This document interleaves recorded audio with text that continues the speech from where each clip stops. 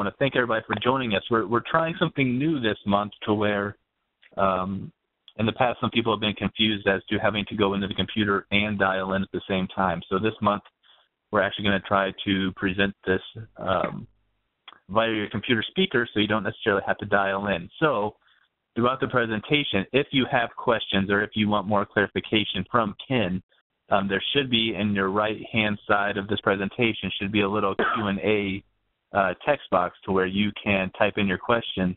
I'll monitor those and reply back to you, or just interrupt Ken and ask him for more clarification. So while you may not be able to speak directly to us, we'll still be monitoring that Q&A box so that way you can still have your questions answered. And if we find out that, after we review this a little bit later, we find out that it's not that appealing, then we'll go back to the call-in method in a future month. But for right now, we're gonna try out this option and see how it goes. I would like to introduce Ken Tubbs. He's going to be our presenter tonight. He is our Director of Chapter Management and Policy Education. He's the guy that comes and cleans up the MRG messes after your chapters have their big faults, or, his main job is to try to work with and educate your chapters to prevent these incidents from happening in the first place, I guess should be the right way to say it. But he has a direct firsthand knowledge of the presentation or the topics of the presentation he's going to be giving. So he's our expert in the office, and I thought it was our best options to have him actually lead this call versus me trying to just read his notes. So with that, Ken, I welcome you and take it away. Perfect, Alan. Thank you so much for having me on tonight. I guess first and foremost, let me just say that I appreciate everyone coming in tonight. As a former chapter advisor myself, I understand this isn't necessarily the sexiest of topics, but I think as chapter advisors, we can all agree that this is information that is relevant to both us and to our students, whether they like to believe so or not. Let's go ahead and get started. And again, if anyone has questions along the way about any of this information, please use the chat box to the side. I'm more than willing to clarify any information. So a brief overview of what we're going to talk about tonight. We're going to talk about a few primary topics that are concerning both for our national organization and for campuses everywhere. And also within those, be able to discuss our role and what we can do as chapter advisors. The primary topics we're going to be talking about are sexual assault, alcohol, marijuana, Adderall, and Ritalin abuse. And then at the end, where I'm going to give some helpful tips and suggestions as to different things we can do and things that we can be aware of so that we can make sure our chapters are having safe events and fun events. So the first thing I want to do is give a general overview of how the fraternity is operating with risk management. As you can see on the table, this will give information as to 2012-13 school year and the 2013-14 school year. At the compilation of this presentation, the 2013-14 school year data was incomplete, and so all the numbers on the side, if they're not what they are now, they're going to be more. So, for example, the staff hours spent on risk management is going to be larger than the one provided. Although this may look like we're trending into a more dangerous organization or riskier organization, there's no trends from a 5-year, 10-year longitudinal standpoint. This just seems to be, in fact, that we are being a little bit more diligent on following up with our groups and working closer with our campuses as risk management violations are coming in. We're fortunate in that in the 2012-13 school year, we'd had 0 reported incidents of sexual misconduct. 2013-14 school year, we were less fortunate in that out of the 19 MRG violations that were cited, 2 events were involving sexual misconduct. I do think that it is rather telling that in both instances, over half of the MRG violations did involve alcohol at some point, and new members as well. Over half of our incidents did as well. So keeping that tucked in the back of our minds as we continue talking about this and thinking through incidents of when either alcohol is involved and our new members are involved also. So the first topic that we're going to be talking about tonight is sexual assault. This is the hot-button issue currently on college campuses. As of May 2013, the Campus SAVE Act was passed, and this is primarily where a lot of the oversight and accountability is coming from, both for us, the national organization, and for our campuses. Campus Save Act primarily just leads campuses to be more transparent with their sexual assault investigations, provide more education and information for students as they enter college, and also be a little bit more transparent on the outcomes of sexual assault misconduct cases. The SAVE Act stands for Sexual Violence Elimination Act. Now, as we all know, it's going to be essentially impossible to eliminate sexual violence on our campuses, but I think it is important to recognize that our students, as time passes, are going to be more and more likely to have sexual assault education before they even enter college, if not trickling down into the high schools. I think we as advisors can use this as an opportunity to maybe test the knowledge of our students as they go through the new member process, but also recognize that when things are happening on our campuses. For example, I think something that I saw quite a bit when I was both a chapter consultant and a chapter advisor was in chapter meetings and these sort of informal periods, the deconstructed periods. Young men will be talking about different things that happen on the campus, whether it's on a Friday night, Saturday night, something like that, that isn't necessarily appropriate or respectful for men or women that our young men are interacting with.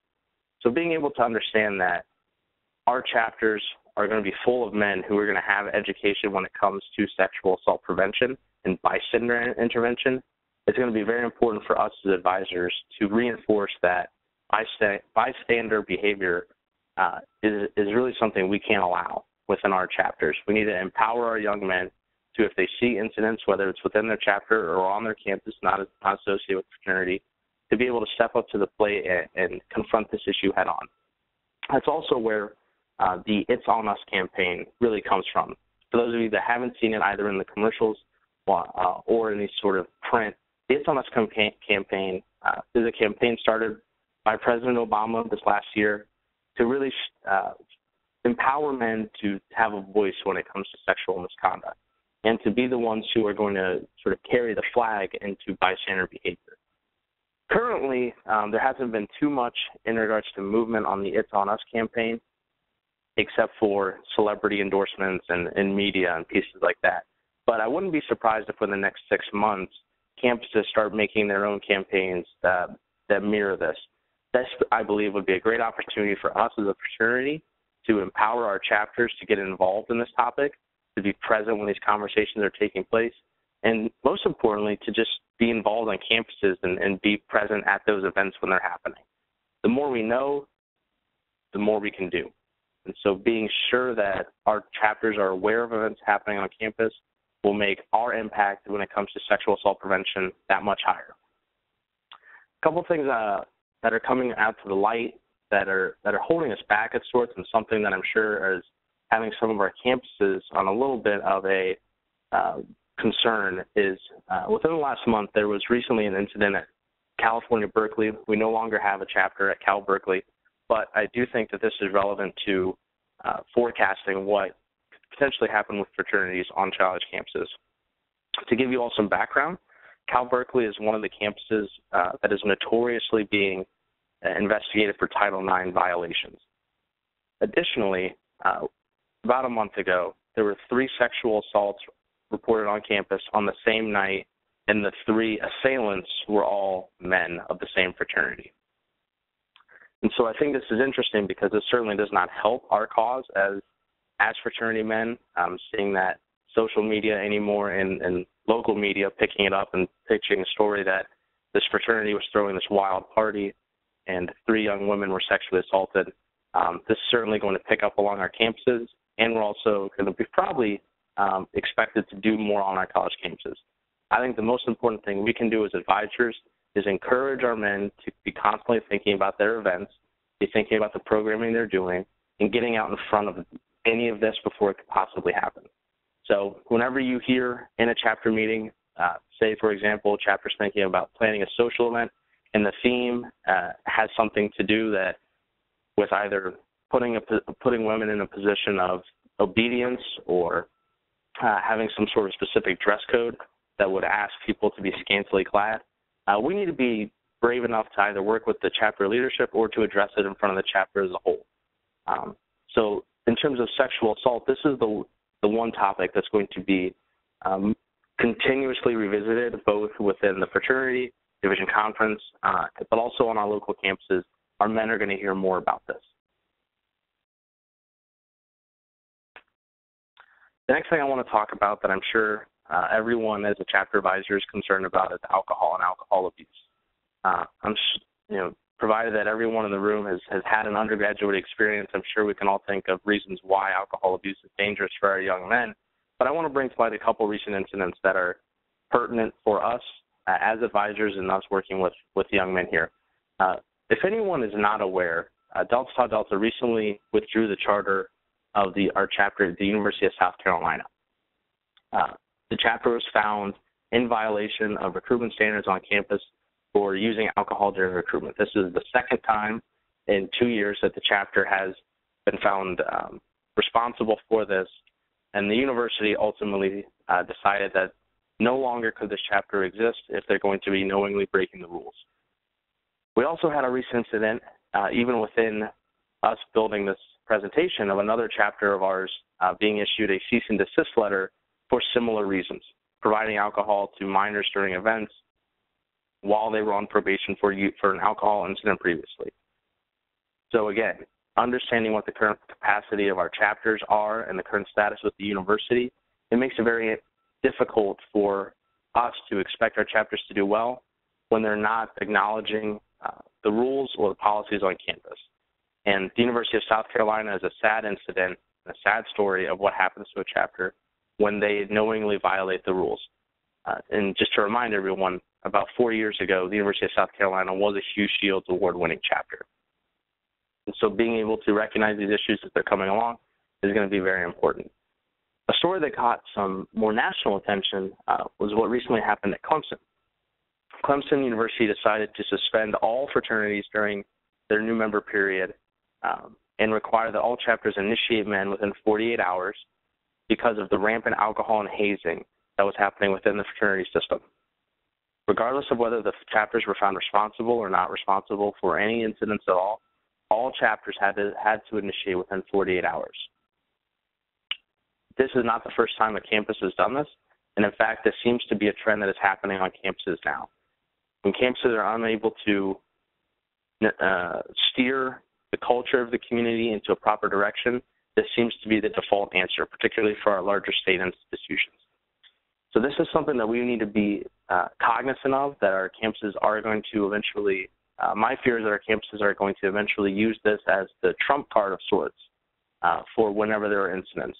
The best way to avoid this happening in our campuses is to empower our men to avoid scenarios like this, particularly when it comes to using alcohol in the new member period, and to challenge men and other fraternities of other chapters that are requiring certain things of pledges when it comes to alcohol. If we can be the ones who set the standard on what the new member experience looks like, a clean new member process, one that's built on development and education, that isn't wet, doesn't require excessive drinking, then these issues start going, then the issues like what's happening at Clemson start going away. We also are going to end up having better new member classes and a better experience for our chapters. Another national story that's recently come about is, unfortunately, there was a young lady who passed away from Rutgers University, 19 years old, due to alcohol. Travis Rocky. Hello, Travis. Hey, sorry about how late I am. I've got a network problem. I can't get in. Oh, you're okay. We're just currently talking about some alcohol issues. Oh, good. Well, that's what I was interested in, so. Perfect. Sorry I'm late. So as I was saying, there was recently a death of a young lady at Rutgers University. In addition to the excessive alcohol that was found within her system, it is also now coming to light that she was involved with a fraternity prior to her death. So again, another sad incident of alcohol taking the life of a young person and a fraternity being on the forefront of this. Another interesting part of this is there was a recent Forbes article that stated that the best way to stop fraternities from having incidents of alcohol like this is to have the women sorority groups be the ones that provide the alcohol.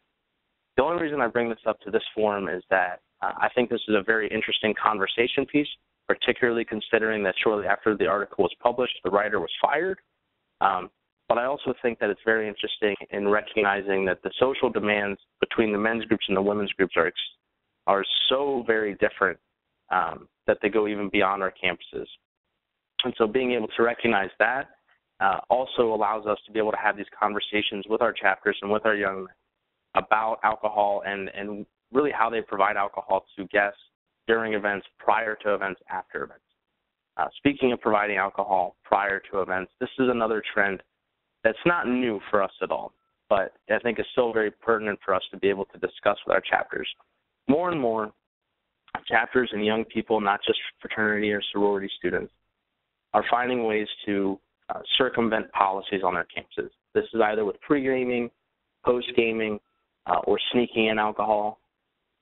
The very concerning part of it all for me is that students are getting further and further away from drinking beer and are getting more and more interested in drinking hard alcohol with the mindset of using hard alcohol, excessive hard alcohol, before events so that they can be blackout drunk and not have to consume alcohol during whatever event it is, whether it's a football game, a basketball game, a chapter function.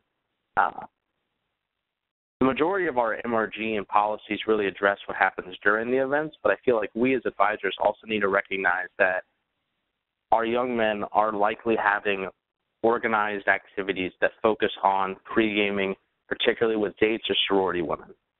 So being able to empower our chapter members and officers to discuss this issue in chapters while they are planning social events is very important. I'm not naive enough to think that these events are not going to happen, but I do think it's important to set the standard within the chapter as to what's going to happen to the members if they are found to be pre-gaming heavily before events or to be providing excessive amounts of hard alcohol to guests before, during, or after events. Making sure that we have our proper checks with our risk managers as they're entering facilities or taking buses or whatever check it is that we're going to use for our events. I think making sure having that person trained and prepared to confront issues is very important. You can also rely on paid security. I would highly suggest that for any large function so that our young men don't have to be put in a place where they have to necessarily kick out one of their friends or address very intoxicated people at the door, especially if it's at the chapter house. So again, my recommendation when it comes to alcohol, making sure we're aware of incidents that are happening on campuses, making sure that we're aware of the conversations that are taking place during social planning meetings, and making sure that we're using all the resources we can to provide a safe structure. By that I mean third-party vendors, security teams, and proper transportation if we're going to be going off campus. So these are all very important with alcohol. The next topic tonight is marijuana. Now, the first slide you all see is a recent Gallup poll about Americans' view on legalization of marijuana.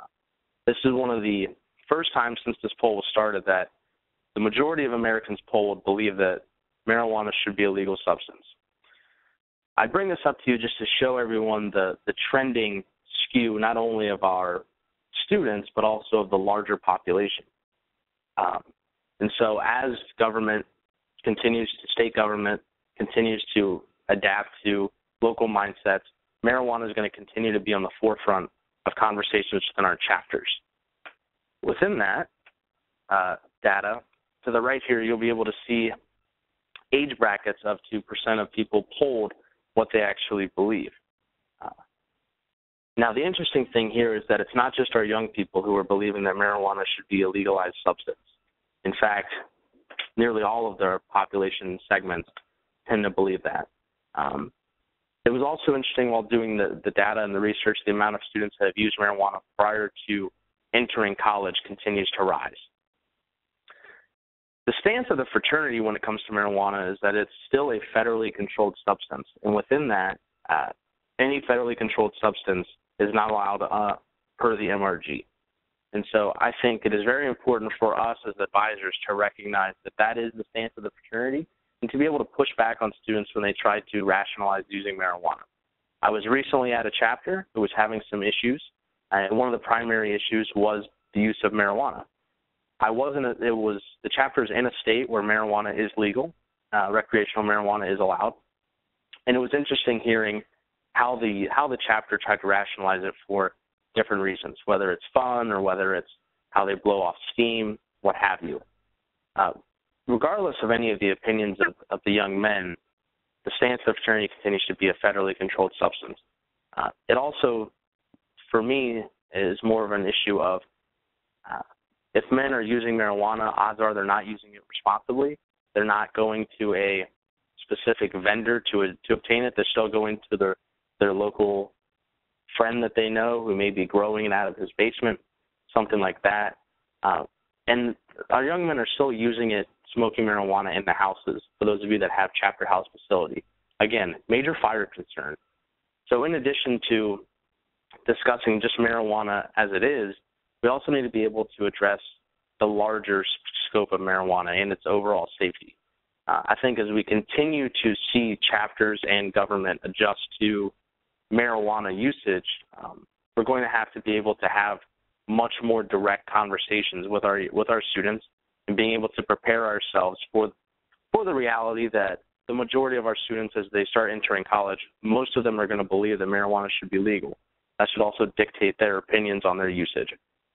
So as long as we prepare ourselves for that, we should be able to curb and discuss this issue moving forward.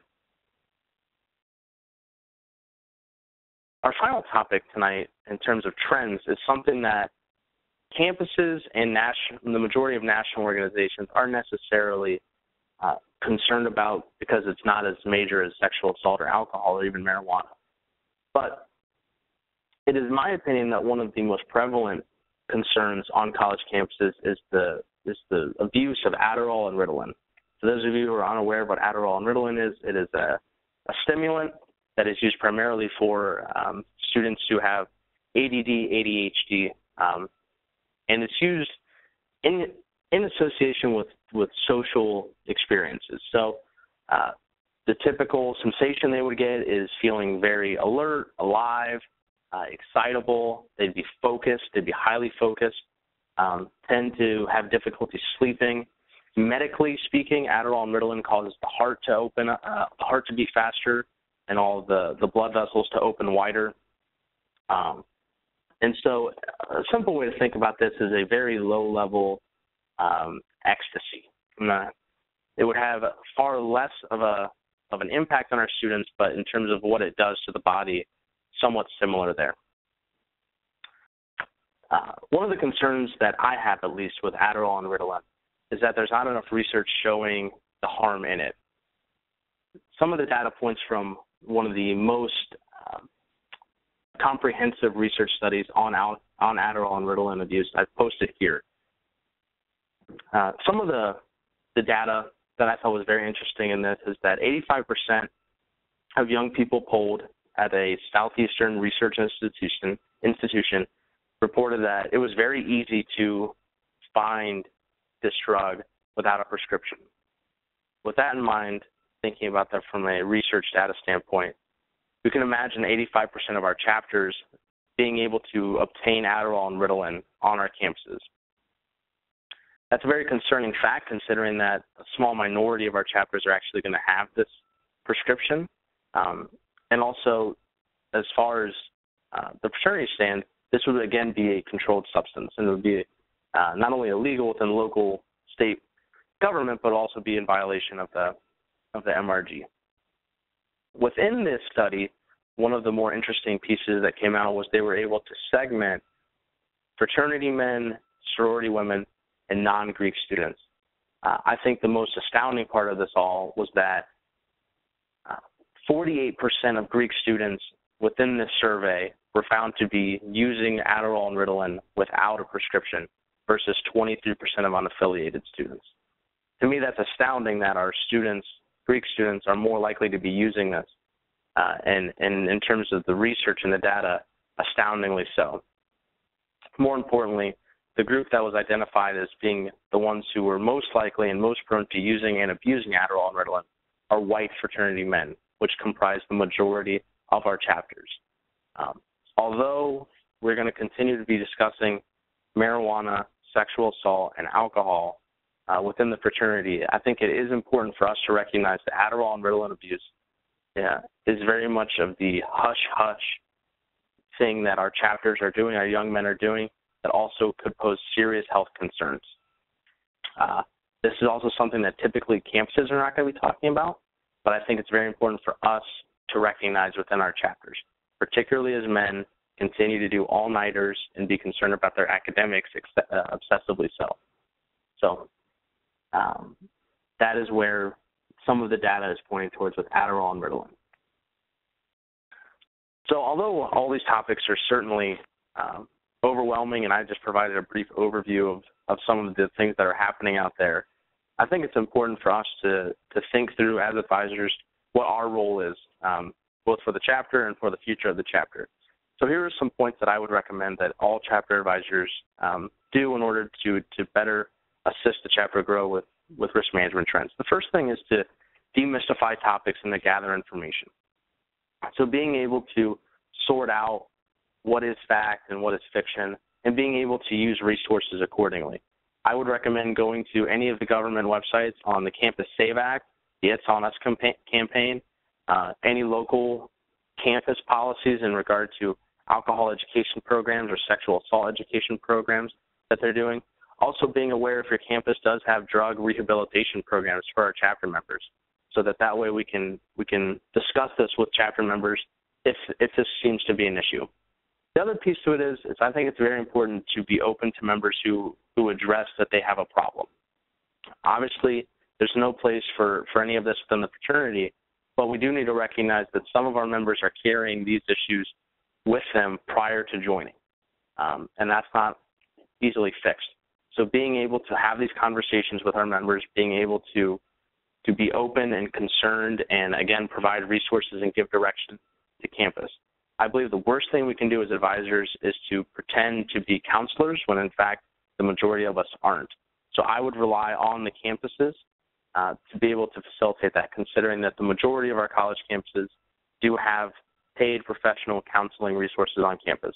If you need help figuring out who those resources are, the easiest place to go to is your local Campus Greek advisor. They can provide you with all that information. I think one of the things that's easy to do in our chapters is to notice the hearsay but not ask any questions. So again, going back to any of the things you might hear during a social planning meeting, I think it's important that if you are concerned about something, we have to be able to ask questions about it. Be able to ask questions about what's happening during the event, what's happening after the event, where their students' minds are in terms of planning. I'll share with you all, I was recently working with a group who was planning on turning their chapter facility into a haunted house, but outside of that had no other planning prior to this. Although on paper it looks fine that they're just going to have a haunted house event, the lack of planning to me was astounding because they had not thought through what happens if someone gets injured, what happens if in all the dark and shuffling, if someone is inappropriately touched by a member or a guest, and how they're going to manage the audience coming in and out. So being able to ask good questions about how our chapters are planning their events is going to be very important for us. Again, I'll just reiterate the point, make sure we're becoming a resource-bearing individual. What I mean by that is in recognizing where our resources are on campus, in the community, and being able to point men in the direction that they need if they have any issues. I think a good, just a general good thing to do with our chapters is while we are still primarily in the new member period right now, have a separate meeting with all of our new members to discuss the chapter's expectation when it comes to these topics, drugs, alcohol, and sexual assault. I think it helps hearing it from someone who is far enough removed from the chapter but still invested to really have that point sink in. Who knows, maybe the majority of our chapters are experiencing issues with having role models, and our new members are walking into situations where they're looking for alcohol or they're looking for drugs. But being the one to sit them down and explain exactly what the experience is and to be able to be an open resource, not just for them, but perhaps for their parents, I think is incredibly important. And I think also sets a good tone overall for our new member period. I would suggest checking in with the director of risk manager at least every other week, just seeing if there's any events going on or seeing if he needs any help. With FAR season around the corner, I would also recommend following up with him to see if they've completed the MRG presentation, just for right now. but I do think it's important to have a very good relationship with the director or risk manager. The worst thing we would want to happen is that the officers in our chapters are doing things behind our backs and don't feel open with talking with us about incidents. The more we put ourselves out there and make ourselves available, the likelihood is that the chapters will reciprocate and open up about these issues. I would also recommend checking with the campus Greek advisor, maybe just once a month in an email or a phone call, just to see if there's any pertinent topics to relate to the chapter. I would also recommend seeing if there's any sort of educational programs that our chapters could take advantage of, whether that's a campus speaker or any sort of major topics that are being discussed on campus that you all should be discussing as a chapter. Also, again, looking for them for resources if you need someone to come in and talk about alcohol education, drug education. This would be your primary contact person. And again, if something happens or something were to happen on your campus, within the chapter, I think the most important thing is to be able to communicate with all appropriate parties in an expedient and appropriate way. So making sure we're honest about our issues, expecting our students and our chapter members to be honest with what's going on if something were to happen, but also treating them in a way that they're going to be held accountable for any incidents. With any of this, I think that chapters culture is set by what is permitted by the men themselves. And so the more that incidents or inappropriate behavior is allowed, the likelihood increases that incidents will occur. And so if we're able to address issues ahead of time and make sure that we are discussing these topics with our students and making sure that our officers are setting the standard and being role models, the likelihood of incidents decreases. So in conclusion, I appreciate everyone jumping on tonight. Again, I think the work that you all do is fantastic, and I appreciate everything you've done. And with that, I'm going to open up for questions. I see we have a couple already on here, so I'll just start at the top here. So this question comes in terms of due process, what is the most effective way to deal with an MRG-related issue if a member is put up for expulsion prior to being tried before honor board? That's a good question. In terms of due process, a member can be put up for expulsion at any point. It doesn't necessarily have to come from the honor board. The nice thing is if it does come from the honor board, then it can be treated as a motion from a committee, so it wouldn't require a second. I would say that in terms of an MRG issue, if a member is put up for expulsion and the member is currently up for expulsion, he's a suspended member. I think that anything else, this should go further into his, case, if you want to call it that, and he should be held accountable for that. Clearly, I think the best way to do it is when he is suspended, have our honor board sit down with the young man, explain exactly what is expected of him while he's under suspension, and let that carry itself out. Next question here, how do you get a list of resources available for brothers on drugs, alcohol, gambling on your campus? Again, I would recommend going to any of your campus contacts, whether that's your counseling center, your Greek advisor, perhaps there are local resources. I was recently visiting a chapter who actually uses a third-party resource in their town to discuss alcohol, wellness. So just making sure that we're having that available. But in terms of getting that list of contacts, the best I would recommend probably the best place to go would be the dean of students of the university. So that's where I would go for that list of resources. The next question here: are there any honor board mandating attending AA, Alcohol Anonymous, in lieu of community service as a punishment? It is possible. I would recommend that if we're going to be using Alcohol Anonymous and those sort of recommendations from our honor board, that we have at least had that conversation with the member beforehand. I think it would be very important to gauge his willingness to attend those kind of meetings before we sanction him to do so. The only instances that I think we could mandate that outright without having to talk it over with him is in the case of doing a membership review where the expectation is you must complete Alcohol Anonymous or you must complete a certain program or you are no longer a member of the organization. But in terms of having those conversations with students, I think it's very important to do that ahead of time, engaging their interest. I think that also will be indicative of the young man, if he's willing to change or if he's willing to learn, or if he's really just along for the experience of being in a party and being in a social event. I think attending those kind of events, like Alcohol Anonymous, I think is very empowering for our young men, but our young men have to be willing to put in their part too. And so I would, at the very least, have the conversation with them beforehand as the honor board is thinking through of different options on how to sanction him. I appreciate the questions. Those are great questions. Are there any other questions I can help with?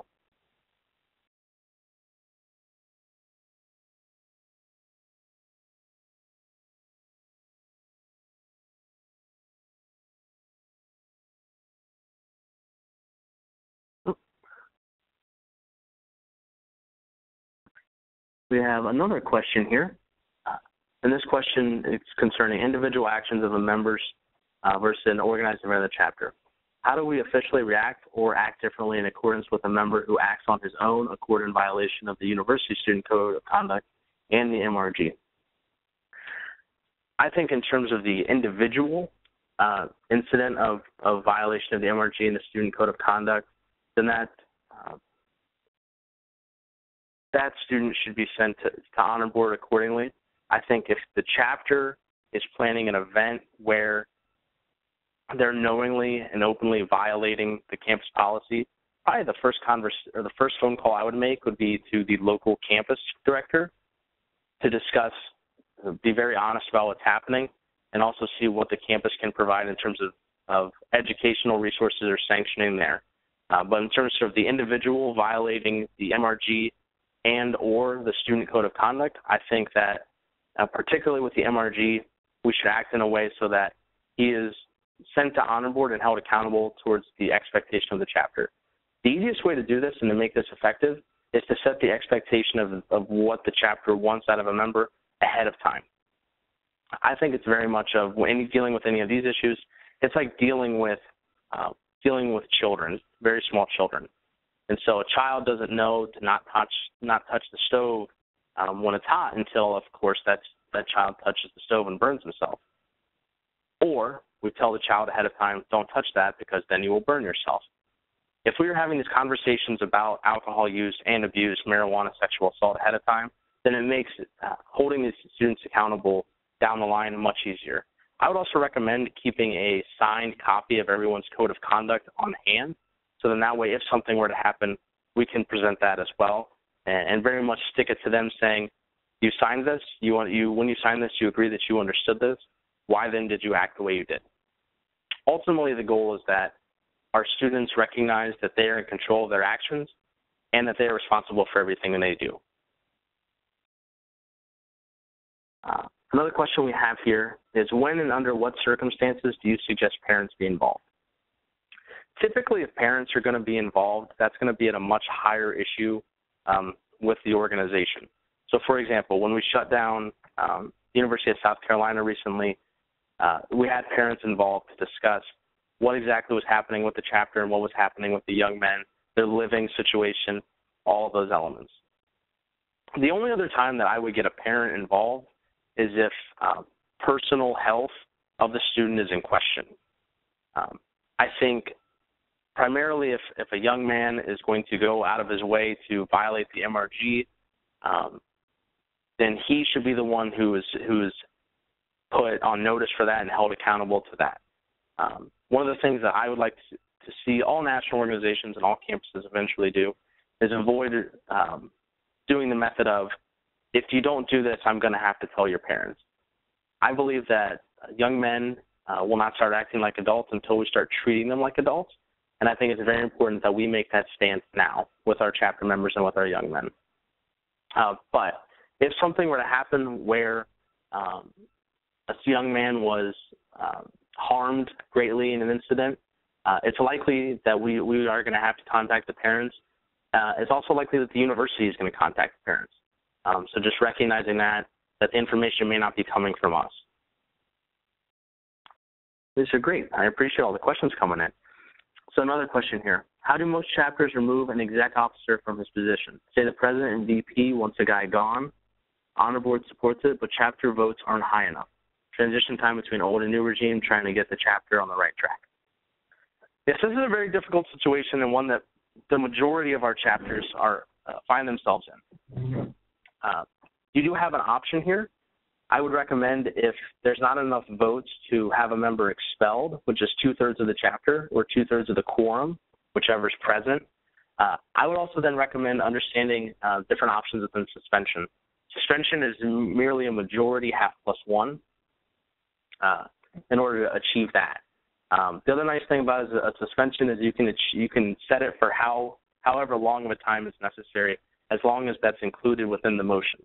So you could say the Honor Board suggests that Brother Joe Dell is suspended until the end of winter quarter, or until he has completed Alcohol Anonymous, as we have discussed with him, or until graduation, if it really is an issue like that. I think it's important to, when you have that conversation with the chapter, it's important to point out the different reasons and different violations of the MRG that have occurred that has brought the chapter to this point, so that it makes it very apparent and very obvious that this needs to go, as opposed to it being more of a personality dispute. I think if we can lay facts out to the chapter and be honest with them ahead of time, that helps make the voting clear. I also, again, think it's important that we set the expectation up front, and then the suspension discussion or the expulsion discussion could be something as simple as, this was the expectation, he violated the code of conduct that he signed, and in this organization we're going to hold our members accountable. So for that, the Honor Board motions for, so on and so forth. So that's how I would proceed. Now, obviously, that may not work every time, but I think it's more about continuously putting in the effort to make sure that the good members are recognized and that the poor members are being held accountable for their actions. And Ken, if I can just jump in. Absolutely. The initial question was, how do most chapters remove an officer from his position? So not necessarily, I don't think it's necessarily suspend him from the position, but how would you remove him from a position? Yeah. I would say it's important anytime you need to, if you're going to remove an officer from his position, that you highlight the fault that has led to his failure within the position. I think chapters are more likely to skirt over if a guy is having some, say a guy is drinking underage, and that's a reason why a member should be brought up for suspension or expulsion or removal. I feel like often our chapter members are more likely to turn a blind eye to that than if we were to say, our treasurer has failed to pay his bills for 3 months, therefore that's why he should be removed.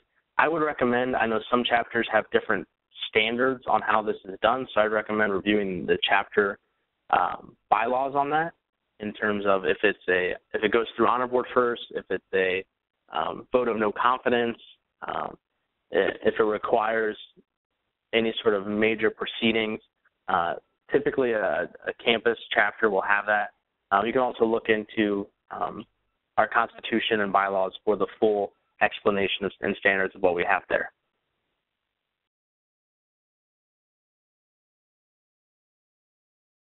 That's great. Are there any other questions for tonight?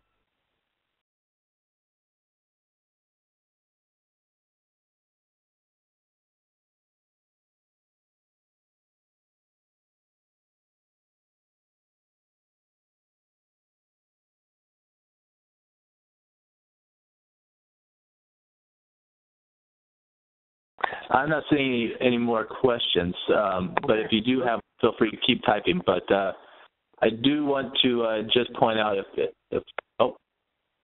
just a thank you. We are, Ken, that's about 7:45, so we still have 15 more minutes that Ken and I are available for this evening, but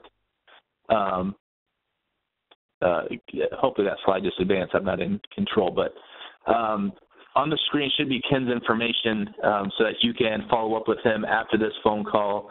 If you think about it tomorrow when you're driving to work and you still have a question, feel free to call him or email him. And, he's a great resource. He sees a lot. He visits chapters almost constantly, so very little time in the office. And so he's on the ground and trying to tackle these issues. on a daily basis. So he's a great resource, and so please reach out to him. Have your chapters reach out to him. He's great to work with. And then I'm sorry, Ken, did you see that question that just popped up? The question about Indiana? Yes. Yes, Todd, I don't know if you can right now, but could you clarify what exactly you were speaking to?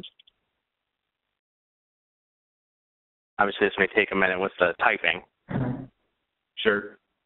And then, so while he's typing, I do just wanted to highlight that we will be having our last webinar of the year next month on the 19th, which is actually a Wednesday evening, where Doug Russell, our Assistant Director of Leadership and Development, will be going over officer transition and training. Hopefully it's a timely topic.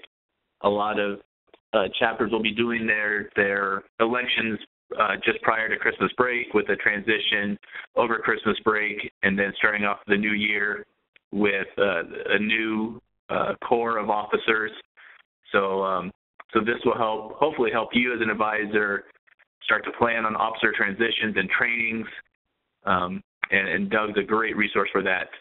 He wrote all of the new manuals, officer manuals. So he'll be here next month on the 19th at 7 o'clock as well. So hopefully you'll join us then. I haven't seen the next question come in yet, or the response to Todd. But Todd, if you just want to email, never mind. Ken, did you just see that one pop up? Yes. Title IX violations have a high profile right now. Can we translate some of them into learning moments? Say Florida State quarterback and why this was wrong. Yes, and Jason, I appreciate you bringing this up. For those of you who are unaware, there are currently 55 institutions in the nation this year who were cited with a Title IX violation. So in addition to the $35,000 fine per incident that'll happen on a campus, they'll also have a full investigation to see if the university itself needs any sort of revision to the policies or how the campus is taking place. Last I looked, of these 55 institutions, I believe it was 17 of which host adult chapter, and one as well is we're going back to in the spring. Emory University will be expanding to in the spring, was number 18. And so this is something that's currently taking place on a lot of campuses, predominantly large state institutions. This tends to be a trend. I think when these kind of things happen, I think it's a very good moment to discuss behavior and expectations and really talking about the microcosm and the microscope that our students live in. I personally believe that talking about Jameis Winston and his decision-making at Florida State would be an outstanding opportunity for our chapters during all their chapter meetings. I think being able to discuss repercussions of not only what happens to a person's character or how he's viewed, but I think also being able to discuss detriment to a brand and destruction of future life goals. And now I know it's difficult. It might be difficult for our young men to think of themselves getting drafted by the NFL, but I think being able to relate, seeing Jameis Winston's draft stock drop drastically and correlating that to our students being able to think about how their ability to get a job would decrease, their ability to do successful things and be productive members of society would certainly go down if they had to register as a sexual offender, which anymore on our campuses and anymore in our states are life sentences, especially with that. And so I think any time that we can recognize that there's a Title IX violation, you can look up if your institution is there. You can also email me if you want to discuss if your institution is going through one of these right now. But I do think that is a great opportunity for young men. And I think if you are at an institution that is having a Title IX investigation right now, maybe a great opportunity would be to ask the Dean of Students, who would primarily be the one handling this, to come to chapter and discuss what the campus is doing to address that and see if the chapter should be adjusting its policies accordingly. That's a great question. Thanks, Jason. And so for Todd's clarification here, My understanding was in the death of the student, the parents are taking a stance that Delta Delta is responsible and do control what our members do.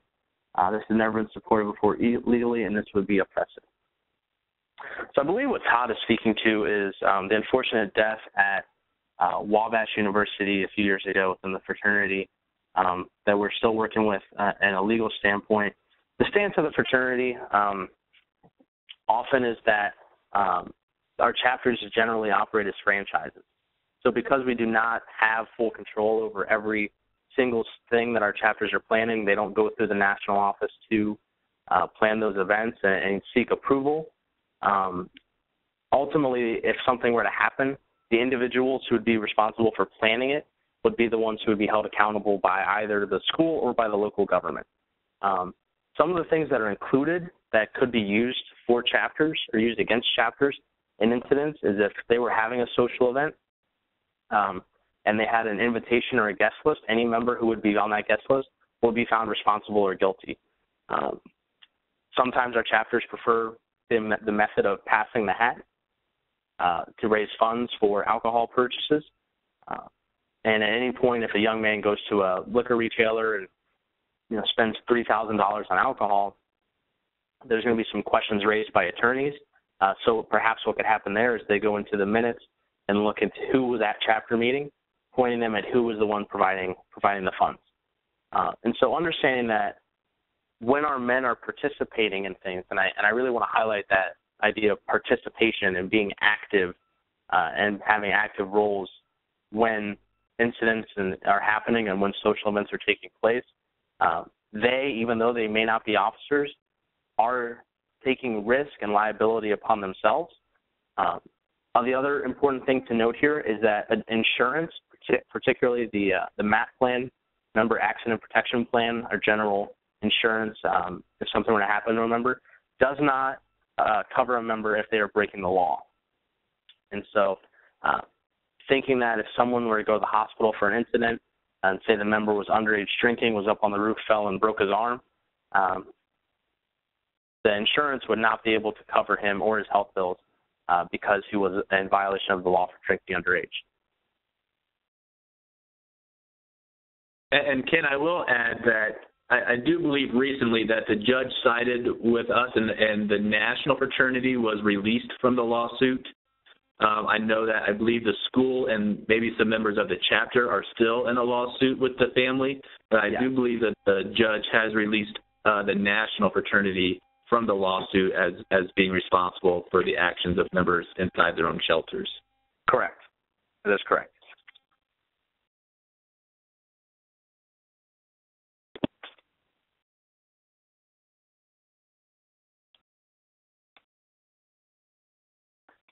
And with that, I think that is a good stopping point. Again, Ken is a great resource. I hope you utilize him.